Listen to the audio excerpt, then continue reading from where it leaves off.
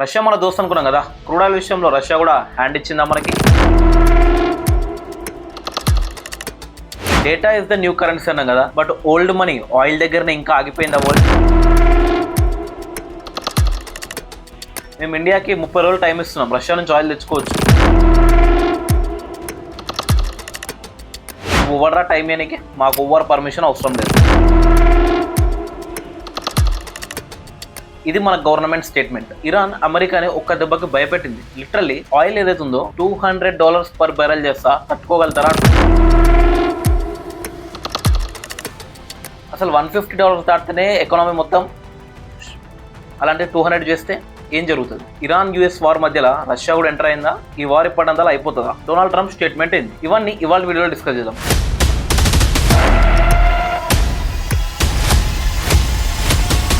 My name is Raj, welcome to Raj Telugu school. ఇక్కడ గల్లీ నుంచి ఢిల్లీ వరకు, నేషనల్ నుంచి ఇంటర్నేషనల్ వరకు ఏ అప్డేట్స్ ఉన్నా కూడా మీకు క్లియర్గా ఎక్స్ప్లెయిన్ చేస్తా, అర్థమయ్యే విధంగా. అది మీ లైఫ్లో ఎలా ఎఫెక్ట్ అవుతుందో కూడా చెప్తా. మిస్ అవ్వకుండా సబ్స్క్రైబ్ చేసుకోండి. అండ్ నా నుంచి డైలీ ఒక వీడియో వస్తుంది. అండ్ రాజ్ తెలుగు స్కూల్ అనేది మన కమ్యూనిటీ. ఇక్కడ మీ ఒపీనియన్స్ ఏమున్నా కూడా కామెంట్స్లో చెప్పండి, నేను చదువుతాను. రష్యన్ ఆయిల్ విషయానికి వచ్చేస్తే మనం రష్యా దగ్గర నుంచి కొనుక్కుంటుండే ఇంతకుముందు, తక్కువ రేట్కి వస్తుందని చెప్పేసి. తర్వాత అది వేరే కంట్రీస్కి ఎక్స్పోర్ట్ కూడా చేస్తున్నాం మన దగ్గర రిఫైన్ చేసేసి.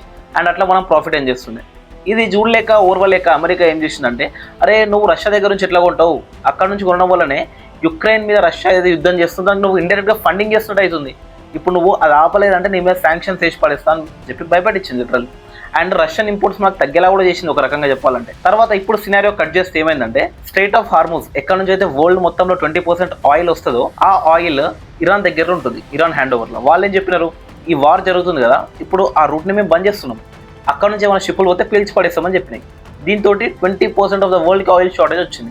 ఇప్పుడు ఇండియా ఆయిల్ కన్జ్యూమింగ్ అంటే క్రూడ్ ఆయిల్ కన్జ్యూమింగ్లో 3rd లార్జెస్ట్ కన్జ్యూమర్. ఒకవేళ ఇండియా కనుక ఎక్కడి నుంచి ఆయిల్ పర్చేజ్ చేస్తున్న దాని మీద బట్టి ఆ కంట్రీ ప్రైజెస్ ఎంత అనేది డిసైడ్ చేసే సిచ్యువేషన్ ఉంటుంది లిటరల్లీ. రష్యా నుంచి వద్దని యూఎస్ చెప్పింది, తక్కువ తీసుకుంటున్నాం, మొత్తం బంద్ చేయలే. అండ్ మనకి ఎక్కడి నుంచి రెగ్యులర్గా వస్తుంది ఆయిల్, ఆ 50% ఆఫ్ ద ఆయిల్ అనేది బంద్ అవుతుంది. So India has to choose. So మనం రష్యాని చూస్ చేసుకున్నాం, ఏమని, ఆయిల్ మాకు పంపించండి అని చెప్పేసి. ఈ టైంలో యూఎస్ ఎనర్జీ సెక్రటరీ రోజు ఉంటారు స్టేట్మెంట్ ఇచ్చింది. ఏంటంటే, ఈ సిచ్యువేషన్స్ చూసి ఒక 30 days దాకా రష్యన్ ఆయిల్ పైన ఏవైతే శాంక్షన్స్ మేము వేసినామో ఇండియాకి, అవి లేకుండా 30 days పర్మిషన్ ఇస్తున్నామని చెప్పారు. దానికి మన గవర్నమెంట్ స్ట్రాంగ్గా రెస్పాన్స్ ఇచ్చింది. మాకు ఓవర్ పర్మిషన్ అవసరం లే ఆయిల్ తీసుకోనికి, మాకు ఎక్కడ నుంచి అవసరమో ఏది బెస్ట్ అనుకుంటే అక్కడ నుంచి తీసుకుంటాం అని చెప్పి స్టేట్మెంట్ ఇచ్చింది. ఈ స్టేట్మెంట్ తర్వాత యూఎస్ ఇంకో డెసిషన్ కూడా తీసుకోవాల్సి వచ్చింది. ఏంటంటే, రష్యన్ ఆయిల్ పైన ఏవైతే శాంక్షన్స్ ఇప్పటిదాకా ఉండేనో ఏ కంట్రీ ప్రొసెస్ చేయాలన్నా ఆ శాంక్షన్స్ కూడా తీసేస్తున్నట్టు లిటరల్లీ. సో దీంతో లైక్ యూఎస్ హిపోక్రసీ మనం చూడొచ్చు. ఎట్లా అంటే, ఇప్పుడు రష్యా నుంచి ఆయిల్ పర్చేస్ చేస్తే యుక్రెయిన్ వారికి ఫండ్ చేసినట్టు కదా, యుక్రెయిన్లో వార్ అయితే ఆగిపోలే కదా, సో ఫండింగ్ అట్లా నడుస్తున్నట్టు. అండ్ ఇంకో విషయం ఏంటంటే, యుఎస్ ఇరాన్ తోటి వార్ చేయడం ద్వారా బిగ్గెస్ట్ అడ్వాంటేజ్ ఎవరికైనా జరిగింది అంటే మొత్తంలో రష్యాకి. ఎట్లనో చెప్తే మరి ఇప్పటిదాకా మెయిన్ థింగ్ ఇరాన్ చేసిన ఒక మెయిన్ థింగ్ ఏంటంటే, ఏవైతే ఆయిల్ రిఫైనరీస్, ఆయిల్ రూట్స్ ఏవైతే ఉన్నాయో లైక్ గల్ఫ్ కంట్రీస్లో, అది బహ్రెయిన్ కావచ్చు, సౌదీ కావచ్చు, లేకపోతే కువైట్ కావచ్చు, అవన్నీ డ్రోన్స్ వేసి డిస్ట్రాయ్ చేసుకుంటూ వచ్చింది. దీంతో ఆయిల్ అనేది అక్కడ నుంచి వేరే కంట్రీస్కి వెళ్ళదు ఆబ్వియస్గా. అండ్ స్ట్రైట్ ఆఫ్ హార్మూజ్ అయితే కీ రూట్ ఉందో అది కూడా బంద్ చేసింది ఇరాన్. ఇప్పుడు ఏం చేయాలంటే, ఆబ్వియస్గా ఆయిల్ కావాలంటే, and one of the largest అంటే ఎక్కువ ఆయిల్ ఉన్న కంట్రీ ఏది ఉందంటే రష్యా. అండ్ ఇప్పుడు రష్యా నుంచి ఆయిల్ పర్చేజ్ చేయాలి, తప్పదు మనకి. సో మనం రష్యా నుంచి ఆయిల్ పర్చేజ్ చేస్తున్నాం.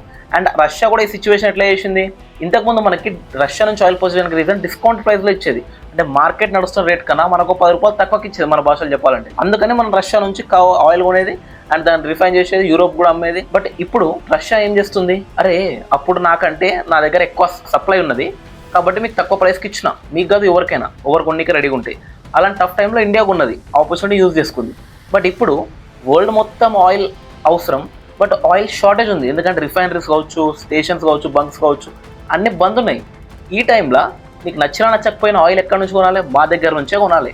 కాబట్టి ఇప్పుడు మేము ప్రైజెస్ బరాబర్ పెంచుతున్నాం, అంటే రెగ్యులర్ ప్రైజెస్కే ఇస్తున్నాం.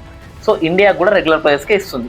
ఆ డిస్కౌంటెడ్ ప్రైస్ ఇంతకుముందు ఇచ్చినంతో కంపేర్ చేసుకుంటే ఇప్పుడు మనకు ఆ డిస్కౌంట్ పోవడం వల్ల మనకు అడిషనల్ $4 బిలియన్ ఎక్కువ పడుతుంది. సో ఆ మనీ మనం పే చేసి తీసుకోవాల్సి వస్తుంది. అండ్ తప్పదు కూడా ఆబ్వియస్గా. ఇప్పుడు ఇదంతా సిచ్యువేషన్ జరగడానికి one of the main reason ఏంది, ఇరాన్ యూఎస్ఏ మధ్య వారే కదా. ఈ వార్ వల్లనే కదా ఈ బంక్స్ అన్ని బంద్ అవ్వడు కానీ, ఆయిల్ రూట్ డిస్టర్బ్ అవ్వడు కానీ, ఇవన్నీ జరిగినాయి. సో ఇప్పుడు అన్ని కంట్రీస్కి one of the best option కనిపించేది రష్యా. అక్కడ నుంచి క్రూడ్ ఆయిల్ పర్చేజ్ చేస్తాయి. అంటే రష్యాకి ఫైనాన్షియల్గా బిగ్గెస్ట్ అడ్వాంటేజ్. సెకండ్ థింగ్, ఇరాన్కి డిఫెన్స్ ఎక్విప్మెంట్ ఏదైతే అవసరమో అది మొత్తం సప్లై చేస్తుంది రష్యానే. సో డిఫెన్స్ పరంగా వాళ్ళకి మనీ వస్తుంది, దీని పరంగా వాళ్ళకి మనీ వస్తుంది. అండ్ ఈ మొత్తం వార్ అయిపోకుండా చూసుకునే బాధ్యత కూడా రష్యా తీసుకుంటుంది. ఇరాన్కి ఏదో సపోర్ట్ అవసరమో సపోర్ట్ కూడా ఇస్తుంది directly or indirectly.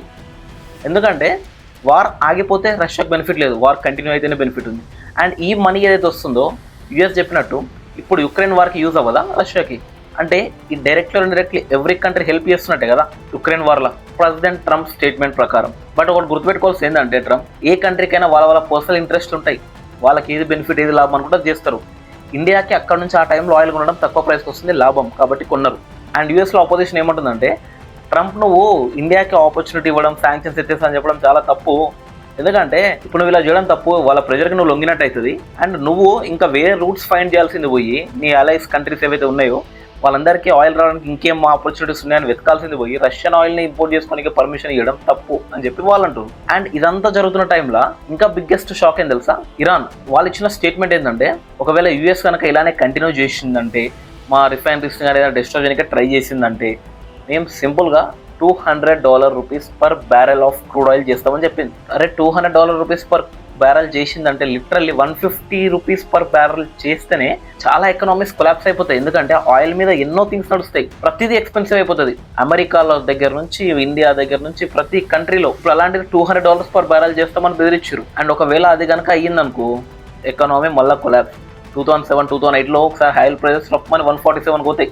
$60 per barrel ఉన్నది $147 పర్ బ్యారెల్కి వెళ్తుంది. ఎందుకు వెళ్తుంది అంటే అట్లా ఆ టైంలోనే చైనా నుంచి కావచ్చు లేకపోతే డిఫరెంట్ కంట్రీస్ కానీ ప్రొడక్షన్ ఎక్కువ పెంచుతాయి, ఆయిల్ రిక్వైర్మెంట్ ఎక్కువ ఉంటుంది.